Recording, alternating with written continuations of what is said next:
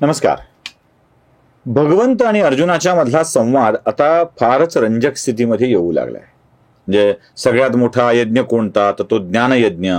ज्ञान म्हणजे काय, ज्ञान कसं असतं, या सगळ्या विषयाच्या शंकाच्या मनामध्ये आहेत, अर्जुनाच्या मनामध्ये आहेत.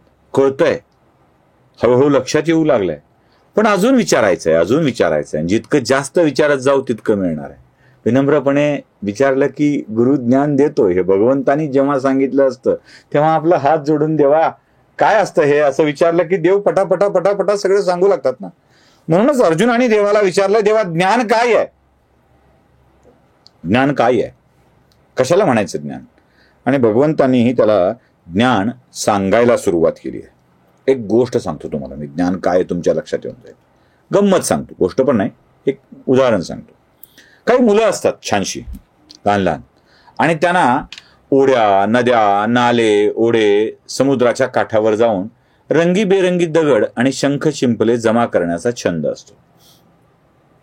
आता नद्यावर, जिथे वाळू असते त्या नद्यावर, आजकाल वाळू नाही राहिली कुठे, पण समुद्राच्या काठावर आणि काही ठिकाणी अजून जिथे वाळू, शंख शिंपले असतात त्या ठिकाणी गेलं की मग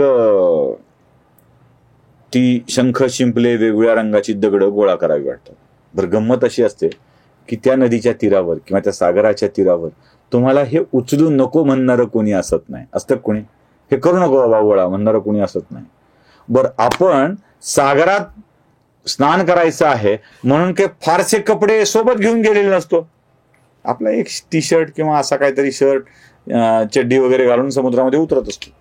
आणि मग त्या काठावरती वाळूत दिसणारे शंख शिंपले गोळा करायचं एकमेव साधन म्हणजे शर्टाची झोळी करायची अशी, आणि त्यात भरत राहायचं एक एक एक एक एक एक, हे घेऊ ते घेऊ, लाल घेऊ, पिवळा घेऊ, हिरवा घेऊ, निळा घेऊ.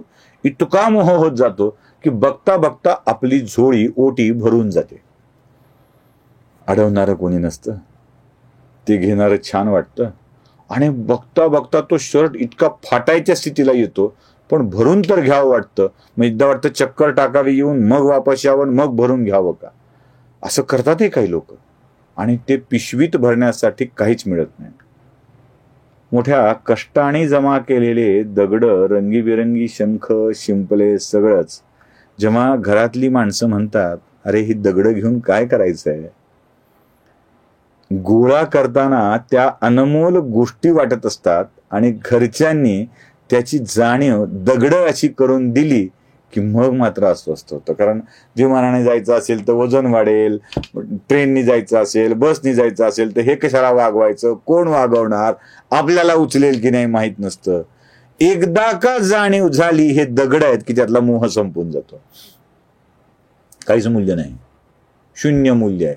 आनंदाच्या व्यतिरिक्त काही मूल्य नाही, पैसे नाही. त्याची जाणीव झाली की त्यातला मोह संपतो, आणि गोळा केलेलं त्याच समुद्रकिनारी टाकून आपण निघून येतो. आपली सगळ्यांची अशी अवस्था असते. ज्ञान येण्याच्या आधी आपण गोळा करत असतो, आणि ज्ञान मिळाल्यावर ते तिथेच टाकून जात असतो. मित्र, आमच्या आयुष्यात असंच आहे. काय घ्यायचं आहे हे लक्षात येत नाही, आणि जे उपयोगाचं काय आहे, फायद्याचं काय आहे, यावर प्रकाश टाकताना तर ते प्रकाश म्हणजेच ज्ञान असतो, हे भगवंत अर्जुनाला सांगतात. एक गोष्ट सांगतो. गोष्ट अशी आहे की एकदा एक गुरु आणि शिष्य वाटेने निघालेले असतात.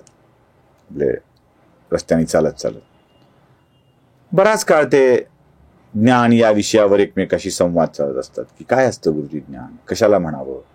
ते म्हणते, अरे दिसतंय ते ज्ञान असतंच असं नाही, काही वेगळ्या गोष्टी सुद्धा असू शकतात. त्यामुळे गुरुजी कसं, याला जरा समजावून सांगा. आता दोघांच्या मध्ये हा संवाद चाललाय. शिष्य अधिकाधिक क्युरियोसिटीने विचारू लागलाय, अधिकाधिक उत्सुकता वाढत चालली आहे. गुरुलाही आनंद वाटतोय याला समजावून सांगण्याचा, पण काही काही शिष्य जरा लवकर कळतच नाही त्यांना.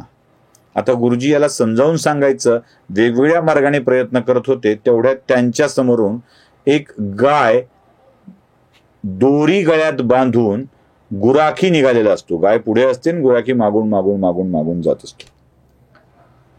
आता दोरी हातात गुराख्याच्या आहे आणि ते पुढे चाललेलं आहे. इकडे तिकडे जाऊ लागली की तो दोरी ओढतो आणि गायीला नीट वळणावर घेत असतो. गुरुजी आपल्या शिष्याला प्रश्न विचारतात शिष्योत्तमा, कोण बांधलंय रे? कोण बांधल्या गेलंय? शिष्य हसतो, मला गुरुजी गाय बांधल्या गेली आहे आणि गाईला गुराखी नेतोय. गुरुजी म्हणतात नाही, तुला दिसतंय गाय बांधल्या गेली आहे आणि गाईला गुराखी ओढून नेतोय, बरोबर आहे ना? तुम्हाला हो गुरुजी असं तर ते स्पष्ट आहे. गाईच्या गळ्यात दोरी आहे, दोरी बांधलेल्या मोठी लांब करून ती गुराख्याच्या हातामध्ये आहे आणि तो गुराखी आपल्यासोबत गाईला घेऊन जातो आहे. म्हणजे गाय बांधलेली आहे आणि गुराखी त्याला घेऊन जातो आहे. गुरुजी असं नक्की हेच ज्ञान आहे? हो गुरुजी. चल ठीक आहे. त्या गुराख्याला थांबवलं. म्हणाले थांब रे जरा. थांबला आणि त्याची परवानगी घेऊन तो म्हणाला गुरुजी असं नका करू, तुम्ही सोडू नका. गुरुजी म्हणाले थोडं मला याला ज्ञान देऊ दे, मग आपण बघू. मग गुरुजी गुराख्याने गाईच्या गळ्यात बांधलेली दोरी सोडतात आणि गाईला मोकळं सोडून देतात. आता गळ्यात दोरी नसलेली, बांधलेली नसलेली गाय मोकळेपणाने धावू लागते आणि ती पकडण्यासाठी गुराखी तिच्या मागे धावू लागतो. गाय पशु असल्यामुळं ती कुठूनही कशीही उड्या मारत कोणत्याही मार्गाने जाऊ शकते. गुराखी मात्र सुरक्षित मार्ग शोधत त्या गायीच्या मागे धावत धावत तिला पुन्हा बांधण्यासाठी धावपळ करत असतो. ते चित्र गुरुजी आपल्या शिष्याला दाखवतात आणि विचारतात, मित्रा आता सांग कोण बांधलाय? मग मात्र शिष्य म्हणतो गुरुजीला, गुरुजी आता गुराखी बांधलाय आणि तो गाईच्या मागे धावतोय. अरे बंधन कुठे आहे? दोरी कुठे आहे? नाहीये गुरुजी दोरी.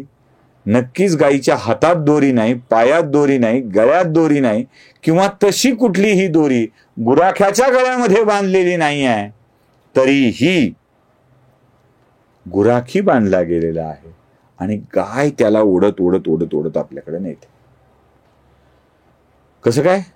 आता गायीचा मोह गुराख्याच्या मनामध्ये आहे, त्याला गाय सोडायची नाही आहे म्हणून तो गुराखी गायीशी बांधल्या गेलेला आहे. पण दिसत काय होतं?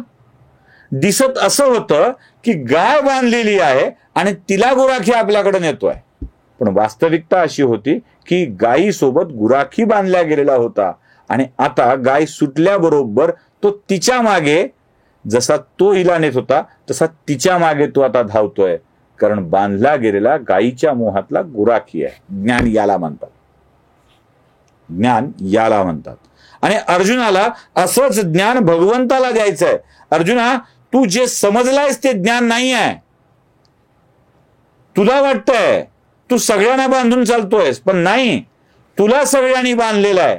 खऱ्या ज्ञानाची ओळख तुला करून घ्यावी लागेल आणि ते ज्ञानच तुझ्या आयुष्यामध्ये प्रकाश आणणारं असेल. अर्जुना त्याला ओळख आणि हे ज्ञान ओळखूनच तू तुझी कर्म करत राहा, तू तुझ्या क्रिया करत राहा आणि त्या क्रिया म्हणजे घे शस्त्र हाती आणि हो लढायला तयार. नमस्कार.